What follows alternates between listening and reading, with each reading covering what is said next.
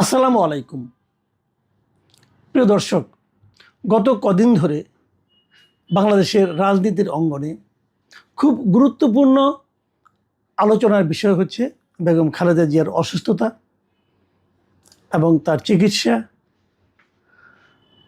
তার ভবিষ্যৎ এবং সেই সঙ্গে তার পুত্র বিএনপির ভারপ্রাপ্ত চেয়ারপারসন জনাব তারেক রহমানের দেশে ফিরে আসা না আসা এগুলো নিয়ে।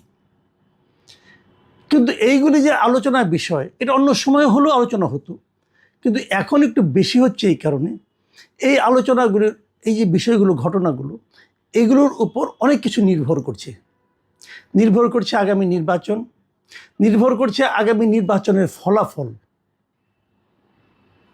এবং এই ফলাফলের এই জায়গাটাতে এসেই আমি বিএনপির রাজনীতির কিছু বিষয় নিয়ে একটু কথা বলতে চাই। আমি না আসলে বিএনপির রাজনীতিটা ভালো বুঝি না এই কারণে বিএনপির রাজনীতির পেছনে আসলে কারা আছেন, তাদের প্রজ্ঞা, তাদের মেধা, তাদের আপনার বাস্তবসম্মত যে সিদ্ধান্তগুলো, এগুলো কতটুকু কার্যকর হচ্ছে এটা আমার কাছে ক্লিয়ার না। আমি কয়েকটা কথা বলি আপনাদেরকে। প্রথমত হলো, আপনারা নিশ্চয়ই দেখেছেন, এর মধ্যে জেনেছেনও যে জনাব তারেক রহমানের নাম ভোটার তালিকায় নাই। এখন যদি ওনার নাম ভোটার তালিকায় না থাকে, উনি নির্বাচন কিভাবে করবেন? কিন্তু ওনার নাম কিন্তু প্রাথমিকভাবে নির্বাচনের একটা এলাকায় ঘোষণা করা হয়েছে, উনি বগুড়া এক জায়গা থেকে দাঁড়াবেন, ওনার পিতার যে জন্মভূমি সেখান থেকে উনি দাঁড়াবেন, এটা মোটামুটি ঘোষিত, সবাই জানেন। উনি কিভাবে দাঁড়াবেন? উনি তো ভোটারই না। তো যে লোকটা ভোটার না, তার নামটা কেন ওখানে প্রচার করা হলো, কেন ওখানে দেখানো হলো, কেন? এর মধ্যে আমাদের কিন্তু চূড়ান্ত ভোটার তালিকা প্রকাশ করা হয়ে গেছে। এখন হয়তো আপনি বলবেন, না ওনারটা বিশেষ বিবেচনায় ভোটার পরে করা হবে। হ্যাঁ, করা হবে, আমি মেনে নিতে রাজি আছি। তারেক রহমান বলে কথা, উনি যে কোনো সময় চাইলে ভোটার হতে পারবেন, হয়তো দেশের বৃহত্তম দলের লোক হিসেবে, দলের প্রধান হিসেবে ভোটার হবেন। কিন্তু আমার প্রশ্ন হলো, আপনি কেন এই বিশেষ সুযোগটা নেবেন? আপনি যদি আগে ভোটার হতেন, কোনো সমস্যা হতো? আপনি কি ভোটার হতে পারতেন না? এর মধ্যে এই যে গত একটা বছর গেল এবং বিদেশেও ভোটার হওয়া যায়, আপনি দূতাবাসে যে, লন্ডনে যে আপনি ভোটার হতে পারতেন। হয়তো এটা আপনি সরাসরি হয়তো বলবেন যে এটা আমার সিদ্ধান্ত না, আমার দলের অন্যান্যরা সবাই মিলে নিয়ে নিন। হ্যাঁ, তারা কি করলো? তারা করেনটা কি? এই যে ওনার সঙ্গে যারা থাকেন, তারা কেন এতদিনও তারেক রহমানকে ভোটার করলেন না? আচ্ছা, এটা কি এমন কিছু যে ভোটার আমি হব কি হব না আরেকটু দেখে নেই? আপনি কি দেখবেন ভাই? প্রথম কথা হলো, আপনি যদি বাংলাদেশের রাজনীতিতে ভোট করতে চান, আপনি যদি নির্বাচন করতে চান, আপনি যদি নির্বাচনে বিজয়ী হতে চান, আপনি যদি একটা বিজয়ী দলের প্রধান হিসাবে আপনি সংসদে ভূমিকা রাখতে চান, অথবা আপনি যদি বৃহত্তম বিজয়ী দলের প্রধান হন, তাহলে আপনি প্রধানমন্ত্রী হওয়ার আপনাকে চান্স আছে। যদি সেটা হতে চান, এই সব কিছুর মূলে হলো আপনার ভোটার হওয়া। তো সেই জিনিসটা আপনি এতদিনেও হননি কেন? এখন অনেকে হয়তো বলবেন, কেন উনি ভোটার ছিলেন না আগে, এখন ভোটার নাই কেন? হ্যাঁ, এটা আপনাদের মনে রাখা দরকার। উনি কিন্তু ভোটার হয়েছিলেন, এই দেশে ভোটার ছিলেন উনি। ওনার ভোটার নামটা বাতিল করে দেওয়া হয়েছিল। কে করেছিল? আওয়ামী লীগ আমলে হয়েছিল কাজটা। আওয়ামী লীগ তো ইন্টেনশনালি অনেক অপকর্মই করেছে, আওয়ামী লীগ সরকার, তার মধ্যে এটাও একটা। এটা আমার যতদূর মনে পড়ে যে বলা হয়েছিল যে ওনার ঠিকানায় যে ওনাকে পাওয়া যাচ্ছে না, এই জন্য ভোটার তালিকা থেকে ওনার নাম বাদ দেওয়া হয়েছিল। মানে উনি তো থাকতেন মইনুল রোডে থাকতেন, ক্যান্টনমেন্টে। ওইখান থেকে ওনাকে তো, ওনার মাকে তো উচ্ছেদ করা হয়েছিল, আপনি জানেনই, সবাই নিশ্চয়ই মনে আছে। সে এক নাটকীয় ঘটনা। সেই উচ্ছেদের পর তো ওটাই ছিল ওনাদের ঠিকানা। ওই ঠিকানায় যে ওনাকে পান নাই, অতএব ওনার ভোটার তালিকা নেই, ওনার বাংলাদেশে কোথায় পাওয়া যায় নাই, অতএব ভোটার তালিকা বাতিল করে দেওয়া হয়েছিল এই অজুহাতে। এরকম আওয়ামী লীগ আমলে অনেক কিছুই হয়েছিল। তো বাতিল যেটা হয়ে গিয়েছিল, এখন আপনার নতুন করে ভোটার হতে অসুবিধাটা কোথায়? এটা তো আপনি ইজ্জত যাবে না। আপনি তো আইন মানতে হবে। নির্বাচন কমিশনকে আপনি তো নতুন করে আইন ক্রিয়েট করবে? তারও চেয়ে বড় কথা, এই মাসে, এটা ডিসেম্বর মাস চলছে, যদি নির্বাচন ফেব্রুয়ারিতে হয়, সম্ভবত ডিসেম্বরের 12 তারিখের মধ্যেই শিডিউল ঘোষণা করা হবে। তো আপনি শিডিউল ঘোষণা 2-3 দিন আগে কেন ভোটার হবেন? কেন? সবাই যখন ভোটার হয়েছে তখন আপনি হলেন না কেন? আপনি কেন সাধারণ 8-10 জন ভোটারের চেয়ে নিজেকে অন্যরকমভাবে বিচার করবেন, বিবেচনা করবেন, ভাববেন? কেন ভাববেন? তাহলে আপনি সাধারণ মানুষের কাছে আসবেন কি করে? তো এটা কিন্তু আমি মনে করি এটা ওনার নিজের থেকে করার কাজ না। ওনার সঙ্গে যারা থাকেন, ওনাকে যারা পরামর্শ দেন, ওনার যারা পরামর্শদাতা আছেন, এগুলো এই লোকগুলোর ব্যর্থতা। তারা অন্য কি ধান্দা নিয়ে ব্যস্ত ভাই, এটা তো আমি বুঝি না।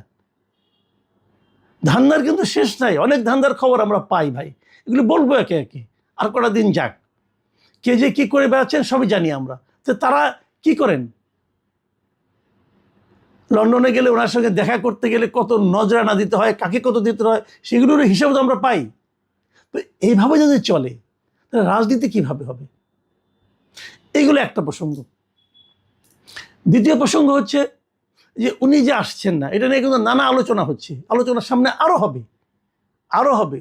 কিন্তু একটা কথা ভাবুন আপনারা, যে ওনার মা মৃত্যু শয্যায়, এই সময় উনি আসছেন না। আমাদের দেশে কি হয় দেখবেন, অনেক সময় বিদেশে থাকে, তারপরে শুনে দেশে তার মা অসুস্থ, বাবা অসুস্থ, মৃত্যুসজ্জায়, অত বড় লোকও না, কিন্তু তারপরে কিন্তু তাড়াহুড়া করে চলে আসে। আসার পরে দেখা যায় হয়তো উনি আসতে আসতে মা মারা গেছে। আত্মীয় স্বজন সবাই বলে যে মাটা তোরকে চোখের দেখা দেখতে পারলো না, বলে। কিন্তু সে নানাভাবে নানা অজুহাত দেয়, নানা কারণ দেখায়, আমি আসতে আসতে ট্রেন অনেক লম্বা পথ, আসতে 1.5 দিন লাগে, 2 দিন লাগে, এগুলো বলে। কিন্তু ওতে কিন্তু আত্মীয় স্বজনরা খুশি হয় না। তারা বলে একদিন আগে আসলে কি হতো, কাজের চাপ ছিল, তোমার কাজ বড় না মা বড়, এগুলি কিন্তু লোকে বলে। আপনি কি বলবেন? আপনি কিছু একটা বলবেন তো, আপনি কি বলবেন? আপনি বলবেন অন্যদের সিদ্ধান্তের উপর আমাকে নির্ভর করতে হচ্ছে, এটা বলে কি আপনি আপনার দুর্বলতা প্রকাশ করবেন না? কেন করবেন আপনি এটা? এবং তারও চেয়ে বড় কথা, এতগুলো আমি সব বাদ দিলাম, তারও চেয়ে বড় কথা, একটা কথা ইদানিং খুব শোনা যাচ্ছে দেশে, বিভিন্ন জন বলছেন, সোশ্যাল মিডিয়ায় দেখছি, আলোচনা হচ্ছে, বিভিন্ন সোর্স থেকে খবর পাচ্ছি যে একাধিক, আমি ওই জন্য কিছুটা ইঙ্গিতও দিয়েছিলাম ডিপ স্টেটের নামে, যে একাধিক বিদেশি গোয়েন্দা সংস্থা তারা এখন এখানে খুব সক্রিয় অবস্থায় আছেন। এখন তাদের এই সক্রিয়তা কি প্রমাণ করে? তাদের এই সক্রিয়তা কি তারেক রহমানের বাংলাদেশে আগমনটাকে ঝুঁকির মধ্যে ফেলে দিচ্ছে? যদি এটা হয় তো সেখানে সরকারের কি ভূমিকা? কেন আসতে পারছে? আমি শুনেছি এর মধ্যে যে খলিল সাহেব যে ইন্ডিয়ায় গিয়েছিলেন, সেখানে অনেক এই প্রসঙ্গটা উঠেছিল। যদিও খলিল সাহেব ইন্ডিয়া গিয়া অজিত দোভালের সঙ্গে কী কথা বললেন এটা কিন্তু কেউ জানে না।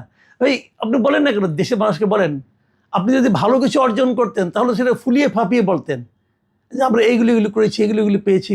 আমরা তো এখন, যেহেতু আপনি বলেননি, মানুষের মনে নানা জনের মুখে নানা কথা, এবং সেখানে তো আমরা এগুলো শুনেছি যে বিশেষ কোনো একটা দেশের কতজন গোয়েন্দা সংস্থার লোক এখানে আছে, তাদের কি করছে না করছে, এগুলি নিয়ে সুনির্দিষ্টভাবে খলিল সাহেবকে বলা হয়েছে। বলা হয়েছে তাদেরকে দেশ থেকে বের করে দেওয়ার জন্য, নানা কথা কিন্তু হচ্ছে। এই আলোচনাগুলো সত্য মিথ্যা আমি জানি না, কিন্তু আলোচনা আমরা শুনছি। তো খলিল সাহেবের উচিত ছিল আসার পরে একটা প্রেস কনফারেন্স করে বলা যে অজিত দোভালের সাথে তাদের কী আলাপ হয়েছে, উনি কেন গেলেন একদিন আগে, যে কী আলাপ করলেন, সেখানে কী পেলেন, আশ্বাস পেলেন না কি পেলেন, এটা আমাদের জানাতেন। উনি জানান নাই। জানান নাই এই কারণে যে ওনার আসলে জানানোর মতো মুখ হয়তো বা ছিল না।